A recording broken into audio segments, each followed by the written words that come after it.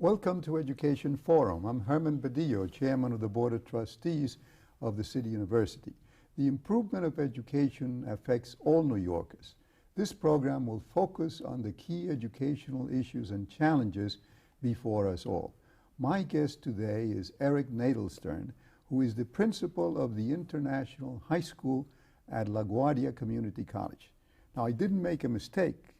There is a high school at LaGuardia Community College because there are many things that go on at the City University that people don't know about, and this is one of them. So before we talk with Eric, it's important that you see that in fact there is a high school that works with LaGuardia Community College, and we'll roll a slide tape.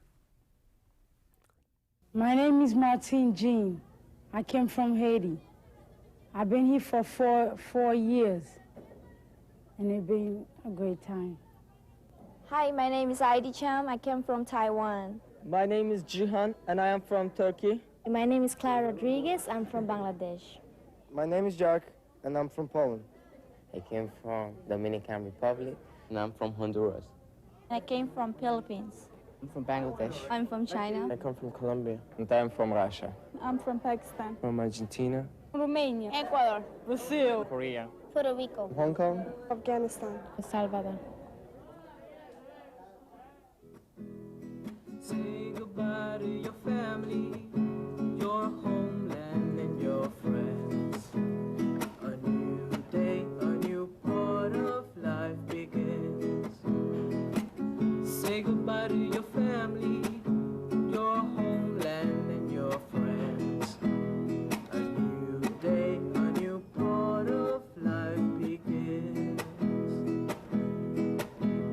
A new day, a new part of life begins.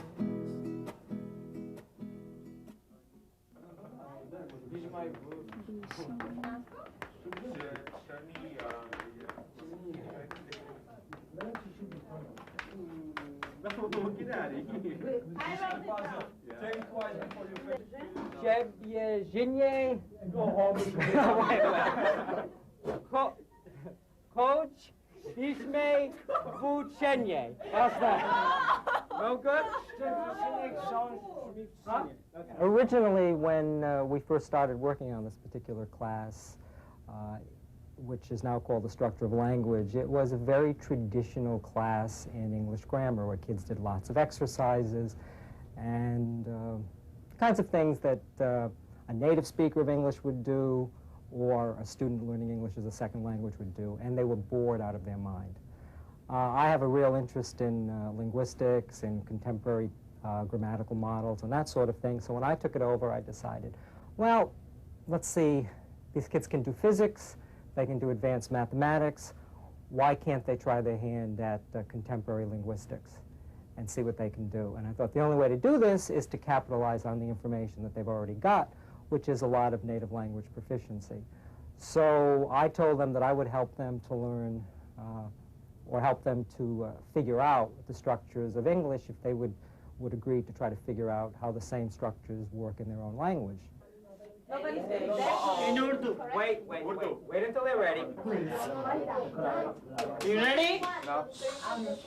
Ready? Ready, my friend. आज का दिन बहुत खूबसूरत दिन है. आज का दिन what? आज का दिन बहुत खूबसूरत दिन है. That's too long. Rather than looking at bilingualism as just using your first language to learn history and mathematics and so on and so forth, we basically say you use your first language to help you in everything, and that is including the learning of English.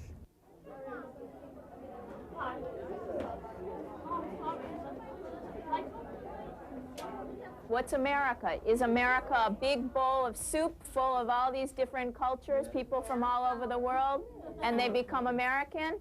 Or is it a salad?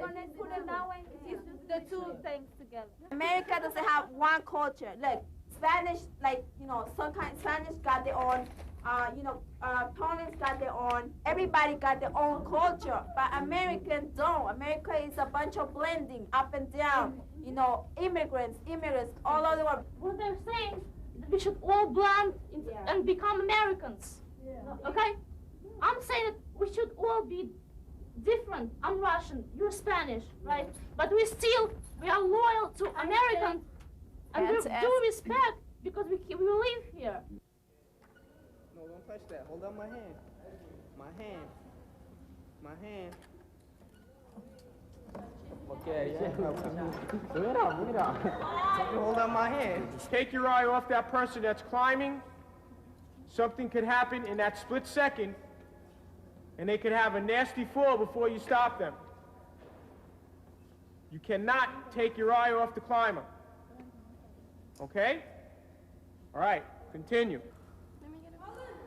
A person will ask a person to fall from a height, and the whole group will have to catch that person. And that's a big issue with a lot of kids, because most kids these days do not trust anybody.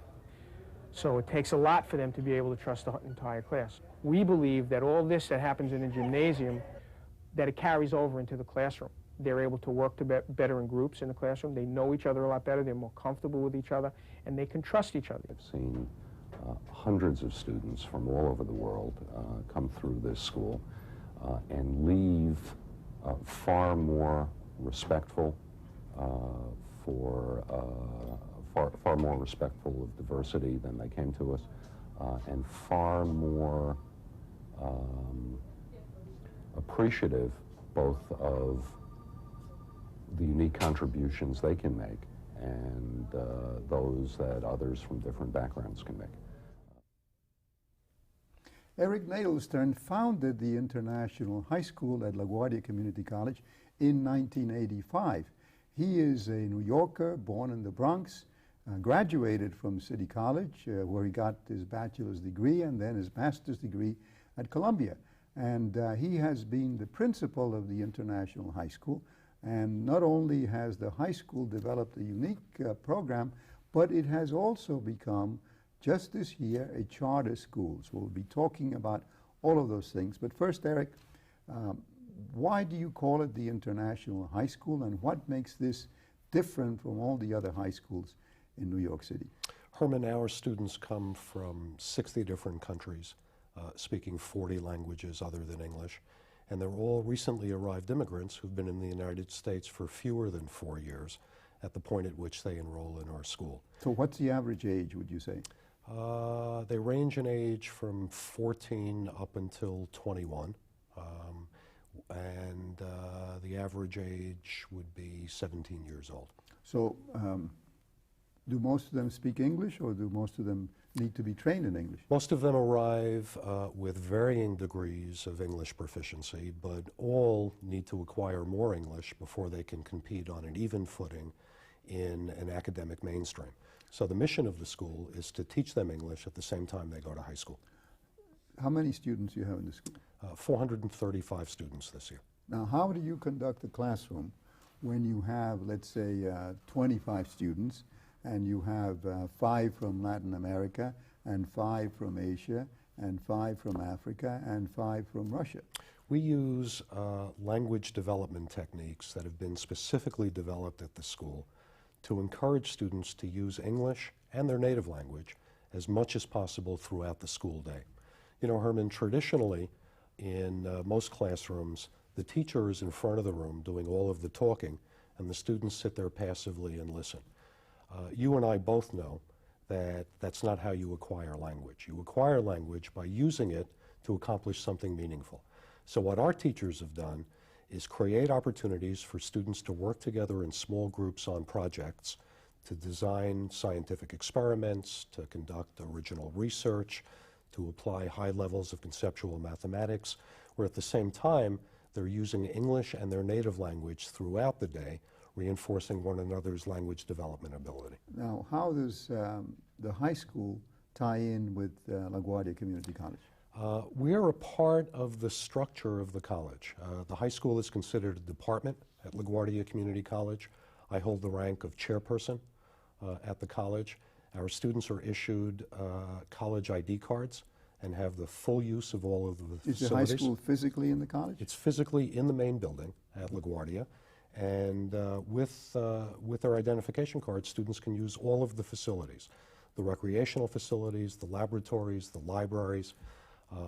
So we're fully integrated into LaGuardia, and in addition to that, our students have the opportunity, as soon as they're able, to take college courses for high school credit and advanced placement college credit. Now, when they graduate from high school, do most of them go to LaGuardia Community College, or do they go to other colleges at the City University? At this point, about a quarter of our students continue at LaGuardia. 80% go on to 2- and 4-year branches of the City University. The remaining 20% go to SUNY schools and to private colleges across the country. We have a 90% graduation rate, and 95% of the graduates go on to college. Now, in your 90% graduation rate, which is of course extraordinary because most high schools in the city graduate only about 48% of the students in 4 years. Sure. In your 90% graduation rate, how many of them require remedial work when they go on to the City University or another college?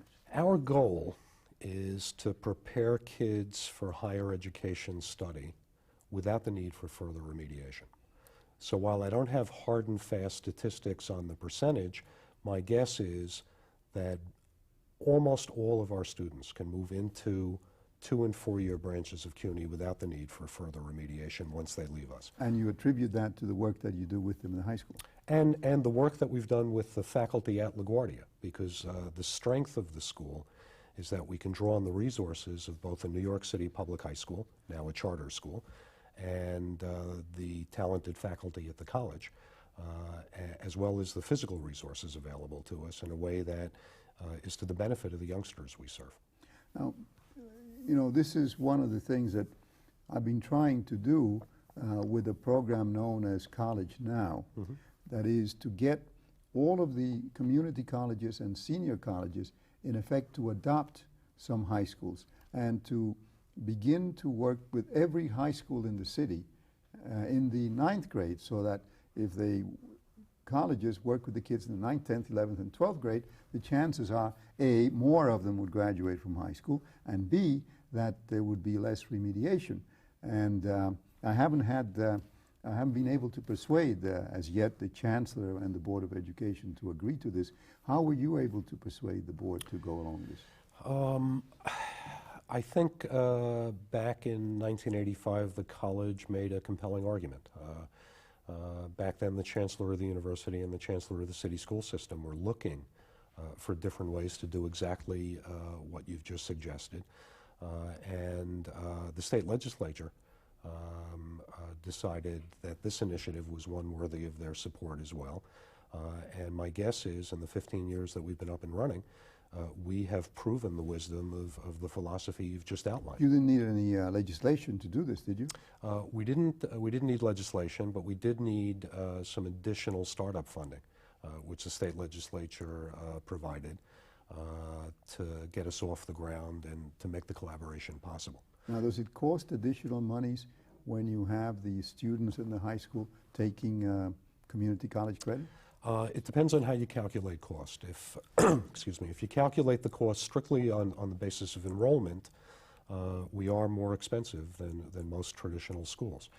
If you calculate the cost on the basis of attendance, we become considerably cheaper because the International High School has one of the highest average daily attendance rates of any high school in New York City.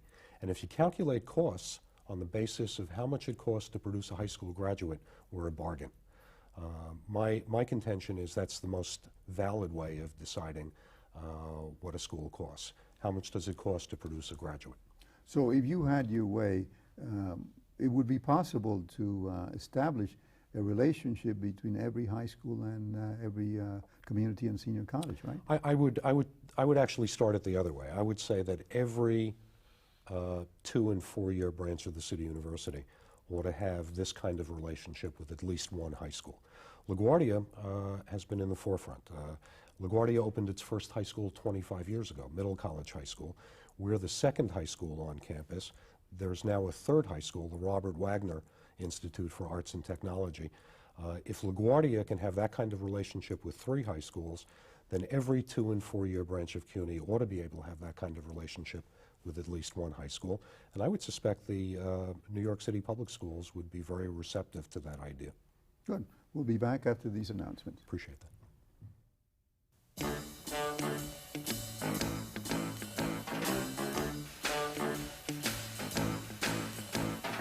When you mentor a child, you don't have to be perfect.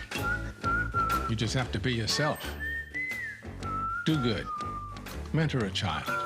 Call 1-877-BE-A-MENTOR.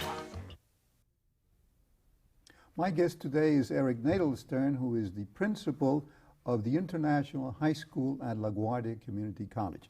And let's pin this down because there's a raging debate, as you know, on the whole issue of remediation. And I say that it is possible to ensure that the students can get a real high school diploma where they don't need remediation. And I say that if the colleges work with the high schools, that it will be possible to bring that about so that the students can begin to get college work when they graduate. And you've proven that. And you've proven it over 14 years, isn't that so? Well, what we've been able to demonstrate is when talented high school and college faculty get together through this kind of collaboration, they can develop the kinds of instructional strategies that allow students across a wide range of academic ability levels to be successful in academic programs. The more this kind of collaboration takes place, the less remediation would be necessary later on. Now, you are already a great success, and yet I saw an essay that you had written where you said that this year, for the first time, you felt completely free because you were not bound by the Board of Education, because you have now formed a charter school. Now, why did you do that, and what benefit does it, or what burden does it lift from your shoulders to be a charter school? The International High School is now one of the first 5 charter schools in New York State. And the reason we sought charter school status, actually applied for it, is because traditionally schools are held accountable not for what happens to students, but for following a lot of rules and regulations about how to conduct school. Our feeling was that the reason we were hired as professionals is that we're capable of making the important decisions at the school level about what kids need to learn and how they can best learn it. And what we're prepared to be held accountable for is demonstrating that our students are successful. So we pursued charter school status because we wanted more decision-making authority at the school level in return for greater accountability for demonstrating that our kids can learn. So you are no longer responsible to the Board of Education? We are independent of the Board of And you're Education. not responsible to the LaGuardia Community College? Well, we're a part of LaGuardia Community College, but we're an independent entity that is charged with constructing our own educational program. Our accountability to the college and to the state education department is for demonstrating that our students are successful. So what are you doing now, this year, in the fall of 1999, that you couldn't do in the fall of 1998 or 85? I'm going to give you a small example, and then I'll give you some large examples. Last week, I approved a trip to the South Street Seaport. Now, that sounds like a small matter, but the truth is, high school principals in New York City don't have the authority to approve school trips.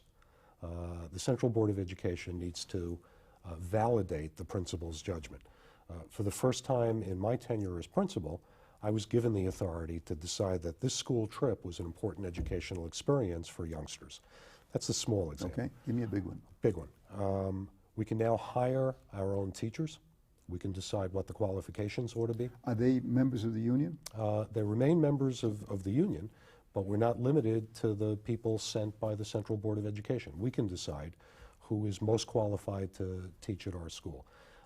We can construct the school schedule in ways that extend the day on some days for kids and shorten the day on other days so that teachers can get together and do some collaborative curriculum planning.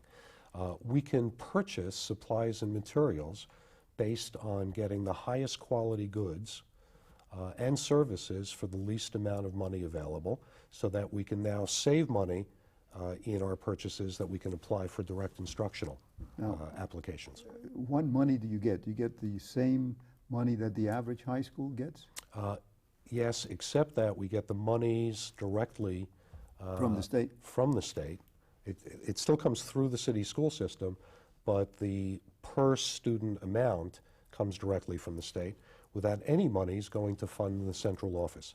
So that allows for more monies to actually reach the school in ways that allow us to hire more teachers and keep class size down. Well, is there opposition to this process from either parents or the Board of Education or the Teachers Union or the Principals Union? In the case of our experiment, we have the support of all of those groups. We spoke to our parents last year, and they overwhelmingly voted in support of this. The local chapter of the Teachers Union were unanimous. The teachers at the school were unanimous in their support of this. Citywide, the Teachers Union has lined up behind this. People trust that, given our track record, that we can take this decision-making authority we've been granted and put it to good use. And they're anxious to learn from the work that we do to see if there's wider application for other schools. I contend that this is going to be one of the most significant reform strategies moving into the next century. So who are you responsible to now? Well, Albany? Board of Regents? We report directly to the State Education Department.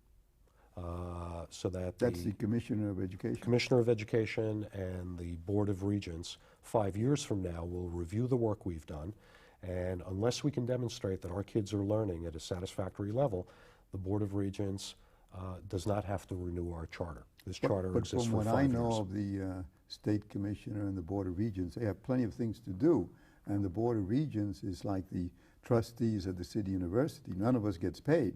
Right. So therefore, they're not going to be looking over your shoulder every day the way that the Chancellor at the Board of Education will be doing it. So in terms of day to day, you really are independent. And that's a level of independence that we sought out, and one that the governor and the legislature has granted us.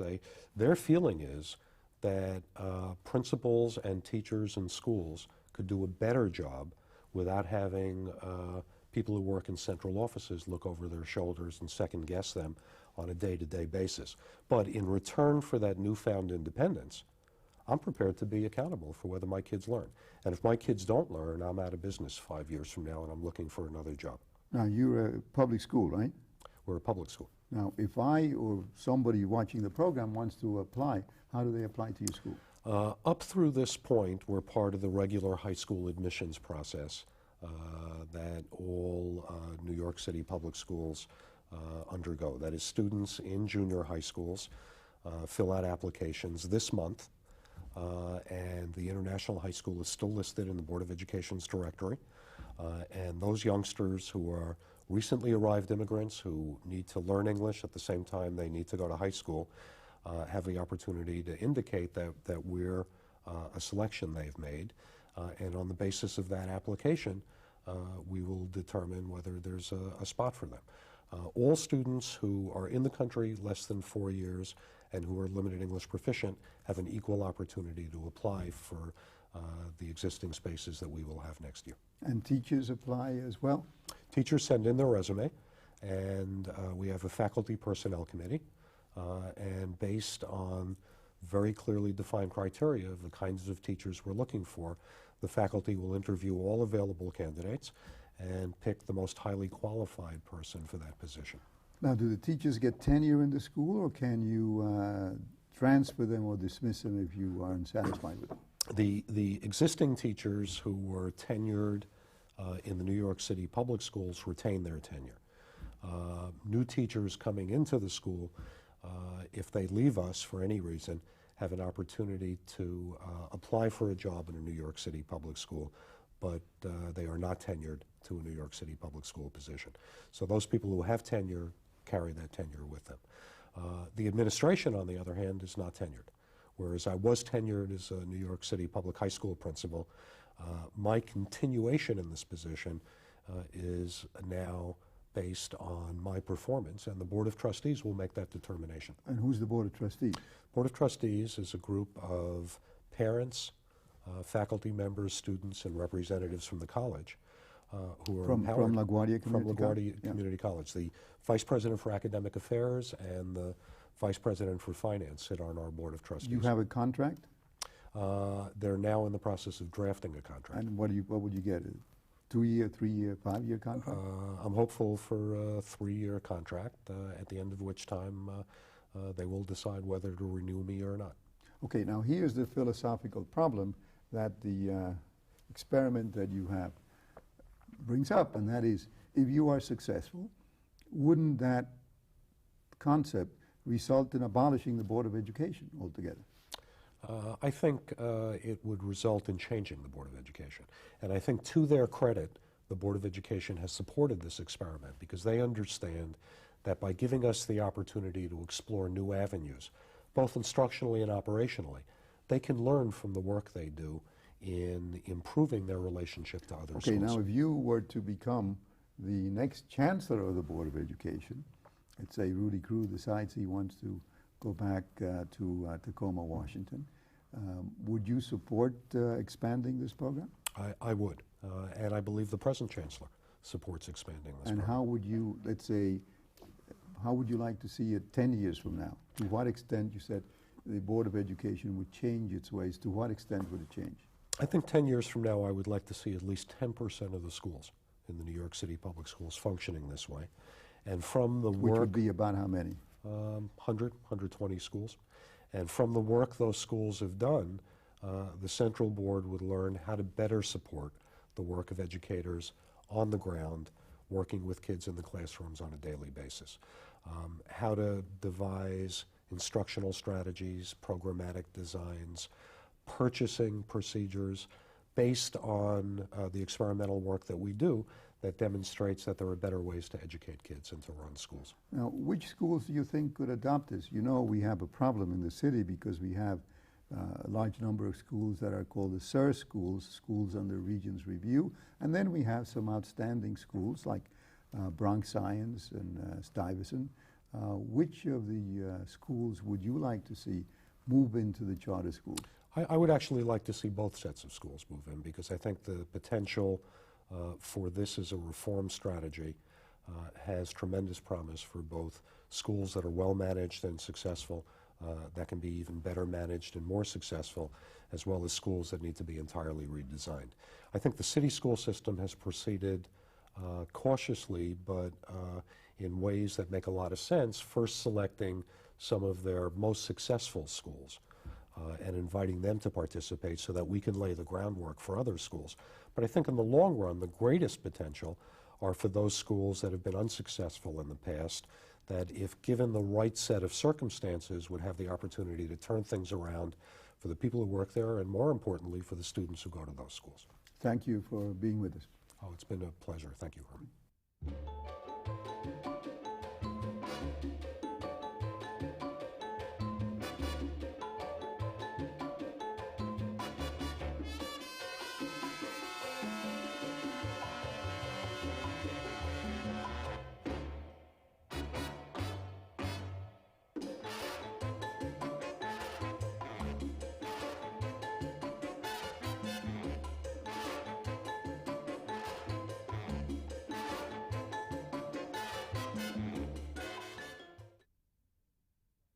You can reach us by email at our website, www.cunytv.cuny.edu, to let us know what you think, or write to us at CUNY TV, 25 West 43rd Street, Suite 1220, New York, New York, 10036.